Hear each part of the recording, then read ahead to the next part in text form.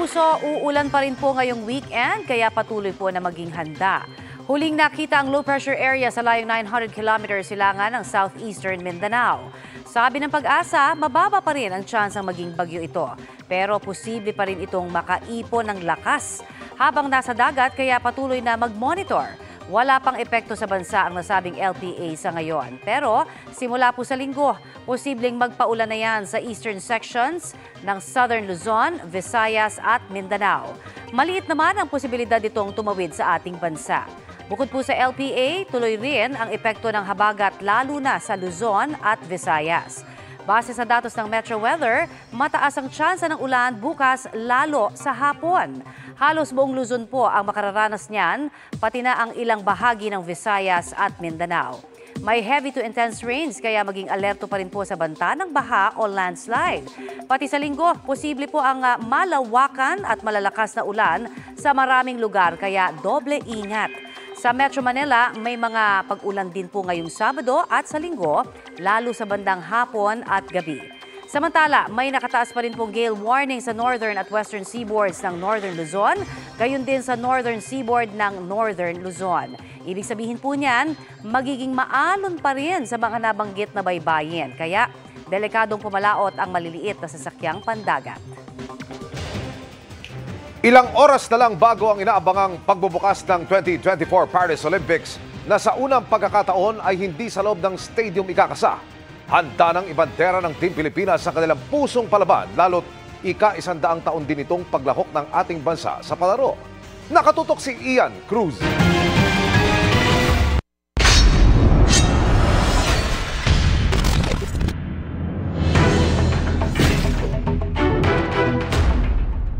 Handa na ang venue at ang mga pambatong atleta ng Pilipinas sa pinakahihintay na sporting event ng buong mundo, ang 2024 Paris Olympics.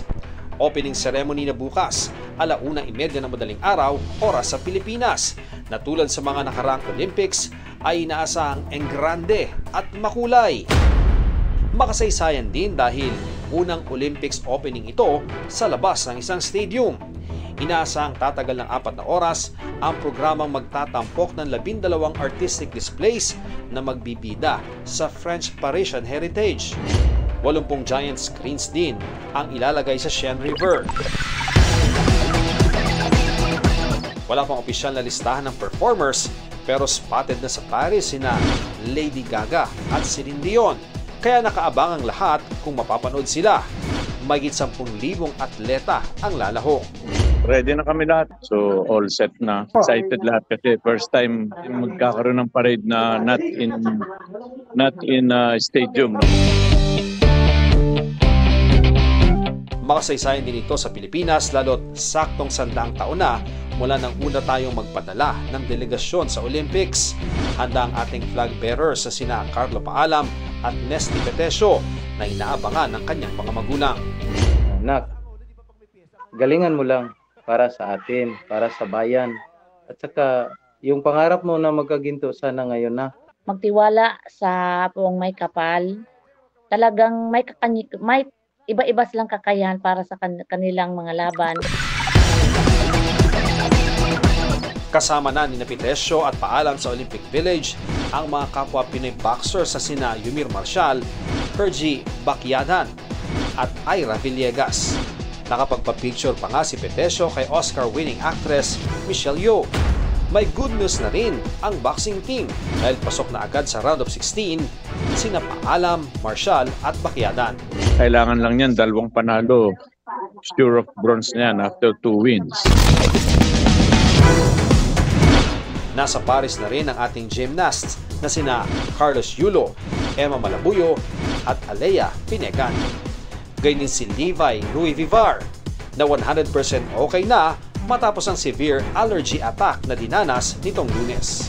Habang nabisita na rin ni Sam Katantan ang fencing arena kung saan siya lalaban. Para sa GMA Integrated News, Ian Cruz, nakatutok 24 oras. Hindi tinulugan ng mga netizen ang biglang pagbabago ng Hill Puyat Street sign sa Makati para maging Hill Tulog Street. Panggigising nila sa mga otoridad, nakalilito ang hakbang. Di rin ito ikinatuwa ng kaanak ng dating Senate President. Ang dahilan ng pagbabago sa pagtutok ni Mark Salazar. Nagulat ang marami nang biglang pinalitan ang street sign sa Makati. Ang dating Hill Puyat biglang naging Hill Tulog. Nag-viral agad ito dahil sa dami ng nag-react. May mga netizens na sinakyan ng joke sa kanilang mga comments. Pero lumalabas na hindi ito joke, kundi isang ad campaign ng isang food supplement para sa maayos na pagtulog.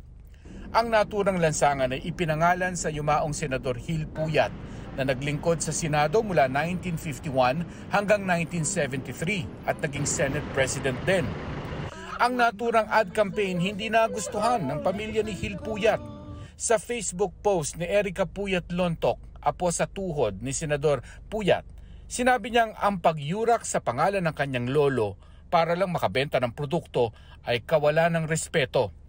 Pinabaklas na ni Makati Mayor Abby Binay ang mga Hill Tulog street signs. Sa isang pahayag, nagsorry si Binay sa publiko pati na sa pamilya Puyat. Sabi ni Binay, hindi umabot sa kanyang mesa ang request for permit ng advertising campaign na ito. Mas naging masinsin daw dapat ang kanyang mga opisyal na nag-approve ng permit at sila raw ay nireprimand na.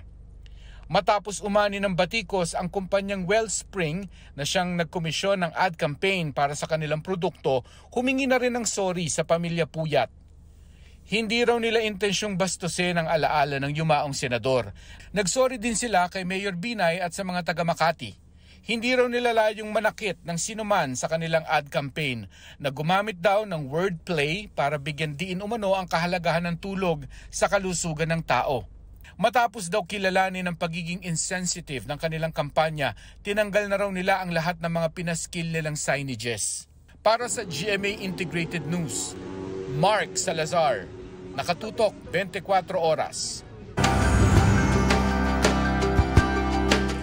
Dama po namin ang mga pinagdaraan ng hirap ng ating mga kababayan pagkatapos manalasa ng Super Typhoon Karina at Habagat. Para po sa kanila ang tuloy na bayanihan ng inyong GMA Kapuso Foundation, katuwang ang sponsors, donors, partners, volunteers at celebrities. Salamat at kayo rin maaari hong tumulong.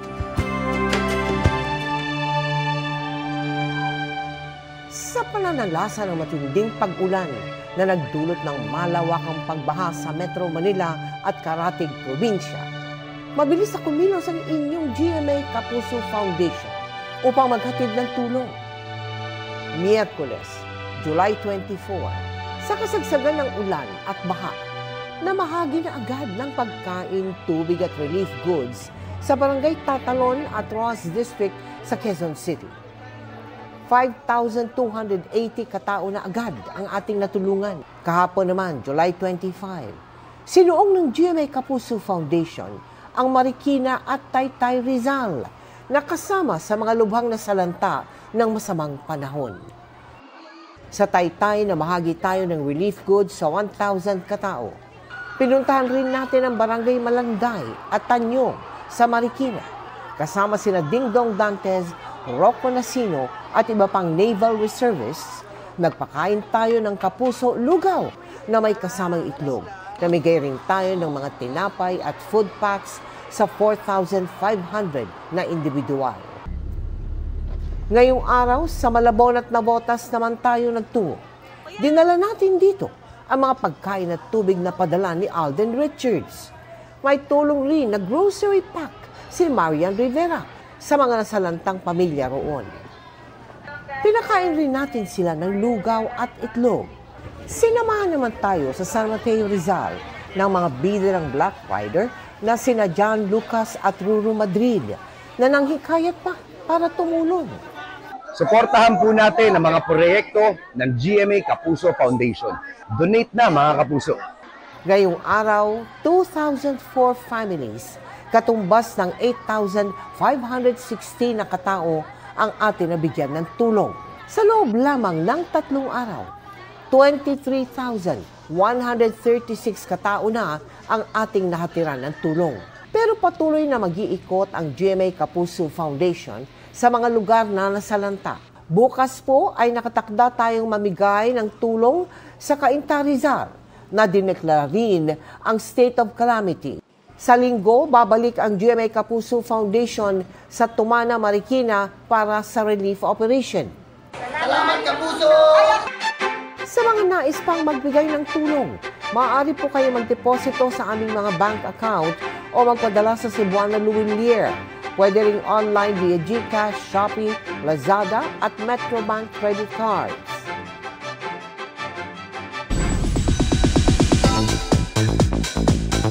The greatest battle sa primetime is about to happen sa heroic finale ngayong gabi ng Black Rider. Ang pagtatapos ng minahal nating series sa loob ng isang taon, sabay-sabay na papanoorin ng cast at crew. At nandun live, si Lar Santiago. Lar!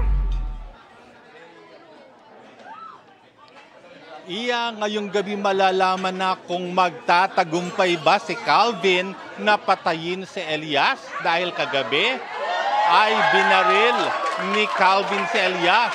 Pero papayagan ba ni Edgardo na mapahamak ang kanyang anak?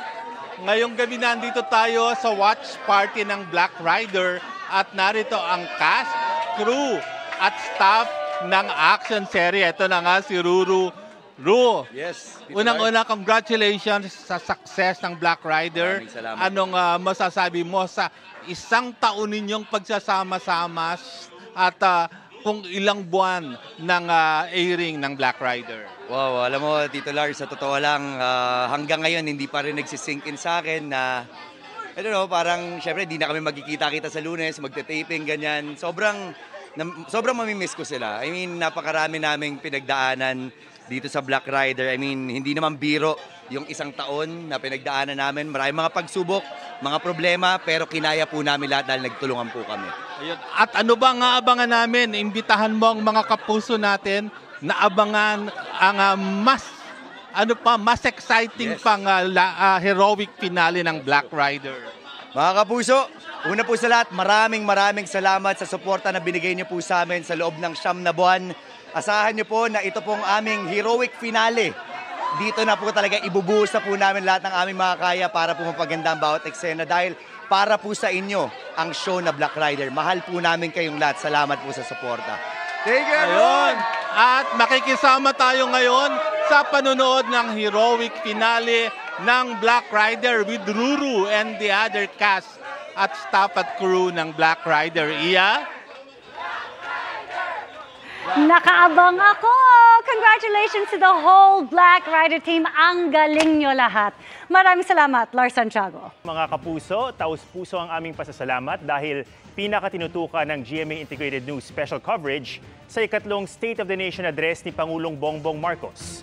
Sa datos ng Nielsen Philippines, nakakuha ng 8.2% Nutam People Ratings ang ating special coverage nitong Lunes. As of 12 noon ng July 23 naman, mahigit 1.1 million views ang naitala sa YouTube channel ng GMA Integrated News. Halos 900,000 naman ang tumutok sa YouTube channel ng Super Radio DZBB. Bahagi po ito ng aming malaking misyon at malawak na paglilingkod sa bayan. Kaya karangalan po namin ang inyong tiwala.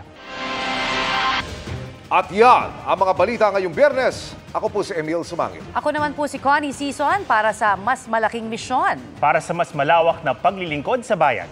Ako po si Ato Marauli. Mula sa GMA Integrated News, ang News Authority ng Pilipino. Nakatuto kami 24 oras.